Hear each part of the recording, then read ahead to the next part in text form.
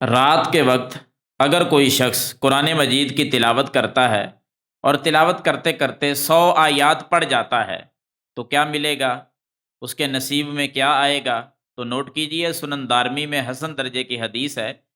رسول اللہ صلی اللہ علیہ وسلم نے فرمایا کہ اگر کوئی میرا امتی رات کے وقت مغرب کے بعد سے لے کر فجر کی نماز تک رات کے کسی حصے میں 100 آیات تلاوت کر لیتا ہے، امام کائنات صلی اللہ علیہ وسلم فرماتے ہیں اللہ تعالیٰ اس بندے کو صرف 100 آیات کے بدلے میں پوری رات کے قیام کا ثواب عطا فرمائے گا۔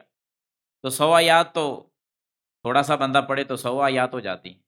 سورہ ملک کی 30 آیات ہیں، اگر سورہ ملک پڑھی جائے، سورہ سجدہ پڑھی جائے، قرآن مجید کی آخری 3 صورتیں ملا لی جائیں جو 3 3 دفعہ پڑھنے کا حکم ہے، یہ تو رات کے اذکار انسان کرتا جائے تو سورہ بقرہ کی آخری 2 آیات 100 آیات کو تو یہی پہنچ جاتی ہیں۔